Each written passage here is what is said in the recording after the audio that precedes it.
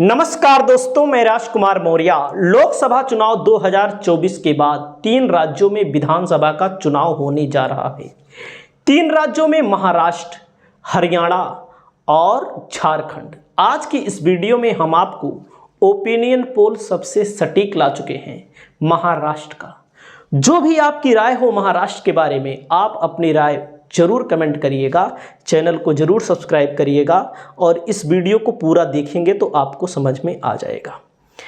अब यहाँ पर प्रमुख नेता हैं जो शिंदे हैं, अजित पवार हैं, शिंदे हैं, फडणवीस हैं, अजित पवार हैं, शरद पवार हैं। इन दोनों की पार्टियां तो टूट ही गई थी, आप लोगों ने देखा ही था महाराष्ट्र में जो भी राजनीतिक ड्रामा चला है।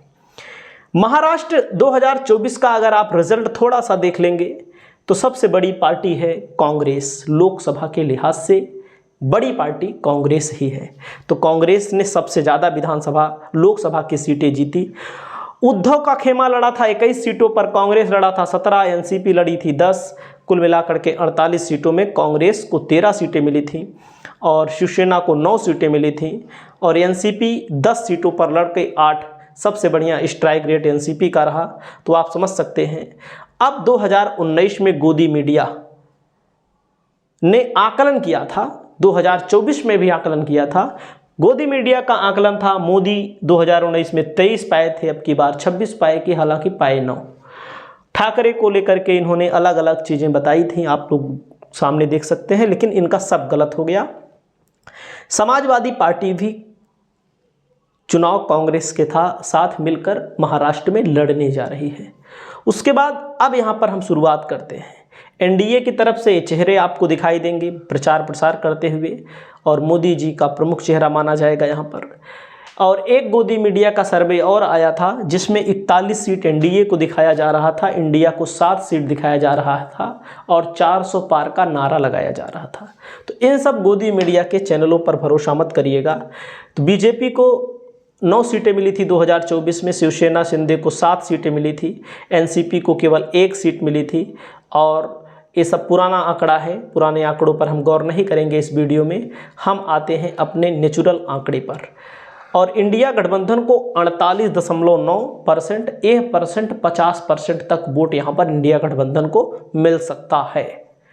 तो आप समझ सकते हैं इंडिया मतलब महाविकास अघाड़ी और एनडीए को केवल 33.3%, 33 भी मिल सकता है, 32 भी मिल सकता है, मैक्सिमम वोट यहाँ पर दिखाया गया है।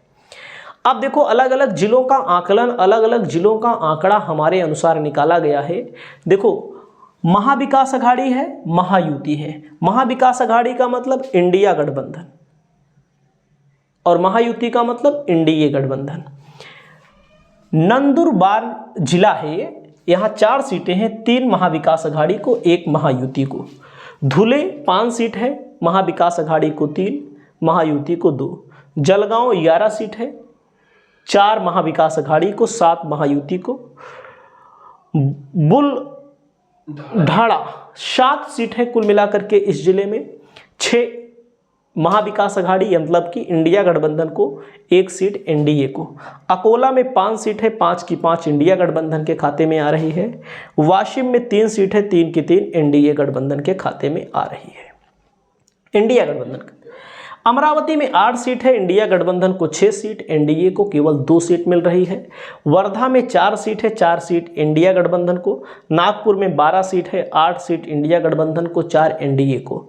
और एक बात मैं बता दूं आपको, ये जो आंकड़ा मैं दिखा रहा हूं इससे बेहतर आंकड़ा भी ये लोग ला सकते हैं इंडिया गठबंधन वाले, इसलिए कि हमारा मानना है जो रीजनल पार्टियां होती हैं, क्षेत्रीय पार्टियां होती हैं, जैसे शिवसेना क्षेत्रीय पार्टी है, एनसीपी क्षेत्रीय पार्टी है, ये लोग विधानसभा का चुनाव ज़्यादा मजबूती से लड़ते हैं। ये बात आप देखिएगा, लड़ पाते हैं। भंडारा में 3 सीट है, नागपुर में 12 में 8 इंडिया, 4 एनडीए को। भंडारा में 3 की 3 इंडिया गठबंधन को। वर्धा में 4 है, ये तो दिखा दिया मैंने आपको। गोंदिया में 4 सीट है, 4 की 4 इंडिया गठबंधन को। गढ़चिरौली में 3 सीट है, 2 इंडिया को, 1 एनडीए को। चंद्रपुर में 6 सीट है, 5 इंडिया को, 1 एनडीए को। और आप देख सकते हैं यवतमाल 7 विधानसभा सीटें हैं, यवतमाल में 5 इंडिया गठबंधन को, 2 एनडीए गठबंधन को। हिंगोली में 3 सीट है, 3 की 3 अदर के खाते में जा रही है, आप देख सकते हैं। नहीं, 3 सीट है, 3 एनडीए खाते में। नांदेड़ में 9 सीट है, 9 में 6 सीट इंडिया को, 3 सीट एनडीए को। पर भड़ी में 4 सीट है, 4 की 4 इंडिया गठबंधन को। जालना में 5 सीट है, 3 इंडिया को, 2 एनडीए को। औरंगाबाद संभाजीनगर जिसको बोला जाता है, इसका नाम चेंज कर दिया गया है, आप लोगों को पता है। बीजेपी की सरकार जहां रहती है वहां नाम चेंज करने पर ज़्यादा ध्यान दिया जाता है। 9 सीट में 4 इंडिया को, 5 एनडीए को यहाँ पर दिया जा रहा है। नासिक में 15 सीट है, 7 जहाँ पर प्याज बहुत आता है, नासिक से ना प्याज बहुत पैदावार होती है, 7 इंडिया गठबंधन को, 8 एनडीए गठबंधन को। पालघर में 6 इंडिया को, 2 एनडीए को।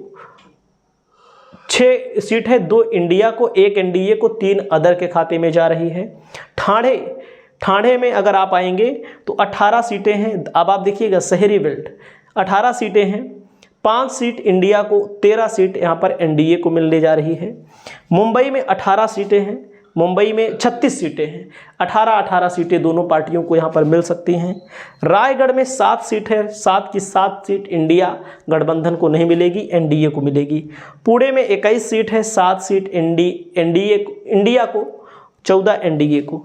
अहमदनगर में 12 सीटें हैं, 9 सीटें इंडिया गठबंधन को, 9 एनडीए को। बीड़ में 6 सीटें हैं, 3 सीटें यहाँ पर मिल जाएंगी। वहीं पर उस्मानाबाद में 4 सीटें दोनों पार्टियों को 4 इंडिया गठबंधन को मिलेगी, एनडीए को कोई नहीं। अगला है लातूर में 6 विधानसभा सीटें हैं, 3 इंडिया को, 3 एनडीए को मिलेंगी।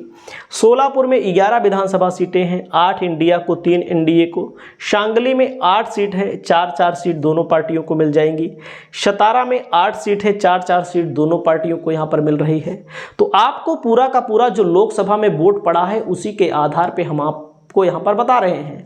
और हमारा मानना है, जो आप देखेंगे रिजल्ट आएगा तब भी आप देखेंगे, सिंधुदुर्गा में 3 सीट है, 3 की 3 इंडिया गठबंधन को। रत्नागिरी में 5 सीट है, 2 इंडिया में, 3 एनडीए में।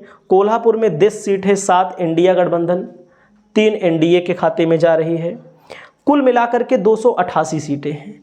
288 सीटें में अगर किसी भी पार्टी को पूर्ण बहुमत की सरकार बनानी है, किसी भी गठबंधन को पूर्ण बहुमत की सरकार बनानी है तो 145 सीट लाना अति आवश्यक है। आप समझ सकते हैं। लेकिन इंडिया गठबंधन कम से कम 164, यह 180 का आंकड़ा भी पहुंच सकती है। क्यों पहुंच सकती है? क्योंकि मैं आपको बताया हूं कि जब लोकल चुनाव होता, लोकल चुनाव ही माना जाएगा ये विधानसभा का चुनाव जब होता है तो क्षेत्रीय पार्टी जो होती है, जैसे शिवसेना है, एनसीपी है, कांग्रेस भी है, क्योंकि वहाँ एक बहुत बड़ा माहौल बन चुका है।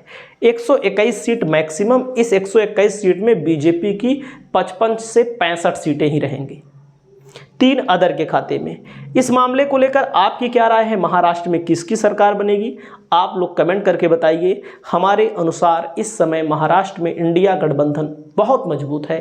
आपकी जो भी राय हो आप कमेंट करके जरूर बताइए।